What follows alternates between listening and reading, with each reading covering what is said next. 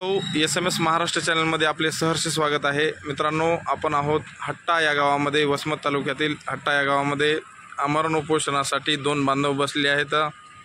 एक आहेत पुष्पक देशमुख आणि दुसरे आहेत विशाल भाऊ कुटे, पिंपळगाव कुटेचे आणि हट्टा येथील हे दोन बांधव या ठिकाणी उपोषणाला बसले आहेत। त्यांचे वडील पण आलेले आहेत आणि त्यांना भेटण्यासाठी पंचक्रोशीतील नवे वसमत तालुक्यातील आणि हिंगोली जिल्ह्यातील समाज बांधव इथं आलेले आहेत। आपण पुष्पक भाऊ आणि उपोषणकर्ते जे आहेत त्यांचं मत जाणून घेऊया।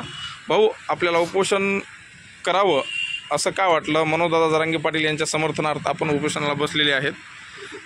थोडक्यामध्ये आपलं मत सांगा। दादाचा जे मराठा आरक्षणाच्या बाबत ओबीसीमध्ये मराठ्यांना आरक्षण मिळालं पाहिजे ही जी भूमिका आहे आणि या भूमिकेसाठी जे दादा ज्या पद्धतीने लढत आहेत त्याला समर्थन म्हणून आम्ही उपोषणाला बसलो। हे आमचं दादासोबतचं तिसरं उपोषण चालू आहे, त्यामुळे दादांनी उपोषण करण्याचे आवाहन केलेत का? आमरण उपोषण नाही, आव्हान नाही केले, पण दादांनी स्वतः उपोषण केलं, त्याचं समर्थन म्हणून आम्ही उपोषण केलं। बरं, तुम्ही विशाल भाऊ? दादाची जी काही मागणी आहे मराठा समाजाला कुणबीपणाला जवळपास आता कुठंतरी एक लढाई व्यक्ती मिळालेला आहे आणि त्यात मुळात दादाला पाठिंबा म्हणून आम्ही एक उपोषण करत आहोत।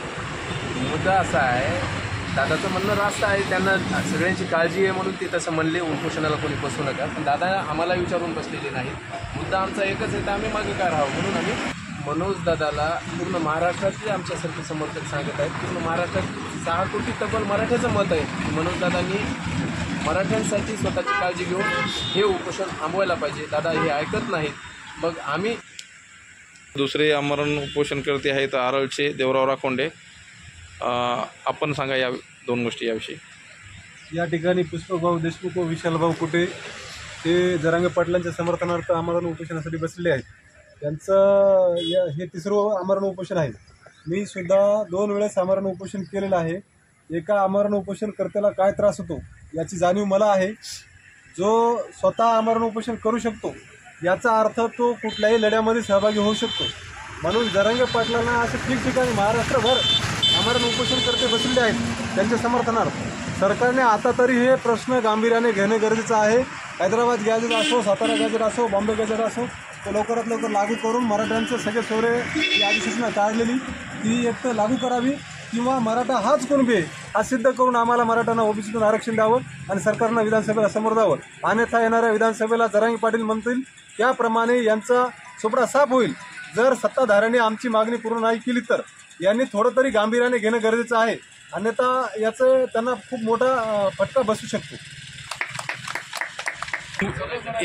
अशी बातमी आहे की हिंगोली जिल्ह्यामध्ये ठिकठिकाणी आमरण उपोषण आणि साखळी उपोषण सुरू होणार आहे, ही गोष्ट खरी आहे का?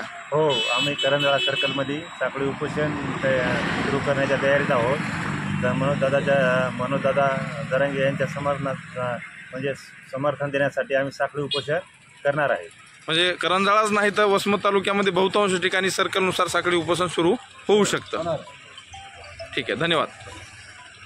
मनोज दादाच्या या उपोषणाची लिटमस टेस्ट दोन्ही पक्ष करत आहेत, महाविकास आघाडी आणि महायुती। यांनी लोकसभेमध्ये जे घडलं आणि त्या लोकसभेचा फायदा सत्ताधाऱ्यांच्या विरोधात महाविकास आघाडीला झाला, त्याचेच कुठं पोटात मांडे घोळत आज महाविकास आघाडीही विचार करत आहे मराठा समाजाला आरक्षण नाही मिळालं म्हणजे आमच्या बाजूने मराठी पुन्हा वळतील, तर असं होणार नाही। मनोज दादाची ही जी लढाई आहे मराठ्यांना ओबीसीत समाविष्ट करून घेण्याची, यात कुठलंही सहकार्य या विधानसभेतल्या 288 आमदारांना केलेलं नाही। म्हणून मनोज दादा योग्यच निर्णय घेतील आणि योग्यच भूमिका घेऊन पुढे जातील याचा आम्हाला विश्वास आहे।